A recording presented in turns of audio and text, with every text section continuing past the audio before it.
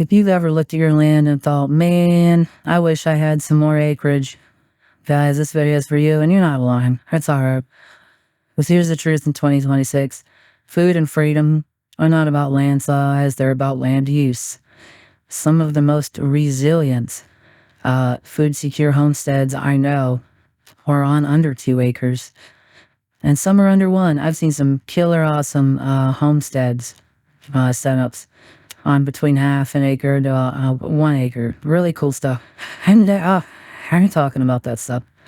Today, I want to walk with you how to maximize every inch of your property, even if it is super small, for you, for food, resilience, that long-term freedom, without panic, without burnout, and without trying to do everything all at once. This isn't about working with your land. I'm sorry, this is working about with your land. You're not fighting your land, okay? Think in layers and not your square footage. The biggest mistake small acred homesteads make is they think flat. Like I said earlier, you're up, man. You can go up. Nature doesn't think in rows. Nature stacks. Look around. Trees, right? I stripped the plants we had here.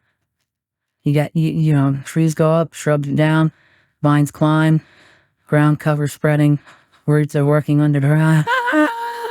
Rooster. When small acreage fruit trees aren't just fruit, they're shade, they're mulch, they are windbreaks. Chickens don't just lay eggs, they fertilize and till. Pest control. Ducks and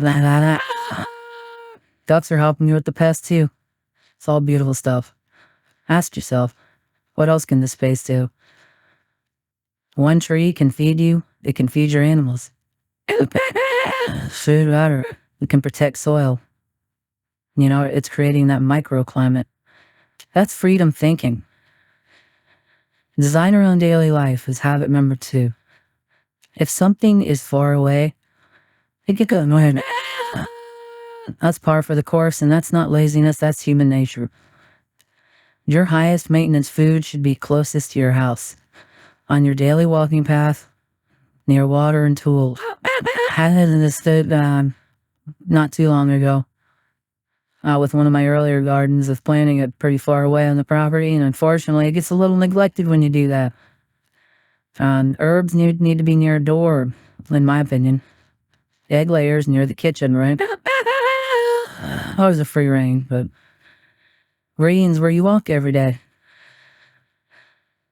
I'm going to say in 2026, efficiency matters. Not because you're rushed, but because consistency beats that intense. When you see it, you'll use it. And if you use it, it will feed you. Don't plant your rosemary and your basil on the far end of the property where you're never going to go out and cut it. You know what I mean? Like, habit 3, multi-purpose animals. On small acreage, animals must earn their keep. But gently. Chickens. What are you getting? Eggs. You're watching these, see right here. Picking around. They do pest control. They turn that compost. They're building your soil. Your ducks are doing slug control. They're managing wet areas. They're also generally quiet egg layers. Ours are a little loud. Goats, even just 1 or 2, can help you with your brush. It can give you a fantastic fertilizer, emergency milk supply. We milk our goats. We have videos on that. And land management tools. Goats are great for that.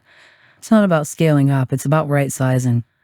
5 chickens, well managed, can outproduce chaos with 20. Okay?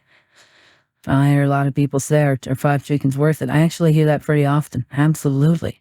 That is such a good number for chickens. Food storage is land too. Your pantry is acreage. Your freezer is acreage. And your shelves are acreage. Most people don't think about stuff like that. They think about just what's right in front of them. The ground, right?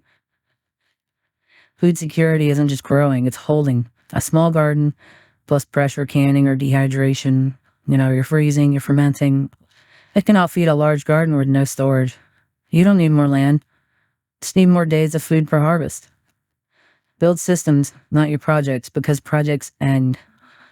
systems will continue. Products are cool, like your fencing, your good, stable hens like back there for the goats and stuff like that. But instead of thinking, man, I really need to build a garden, think, how does food flow through my year? Did you grow food and you had some green beans in March? I mean, that's a good start, but was that it? Was that all that happened? Instead of, I want chickens, think, how do chickens fit a And this year in 2026, resilience is calm systems running quietly in the background. No panic, no hoarding, just steady provision. Small acreage is not a disadvantage by any means, and don't let anybody tell you you don't have enough room. Unless you're in an HOA, I can't speak for that, but it's a discipline, and discipline does build freedom. If you're working with limited space and want to build a calm, resilient homestead, this channel is for you. Subscribe and walk with us. And remember, food and freedom don't require more land, just wiser use of what God already gave you.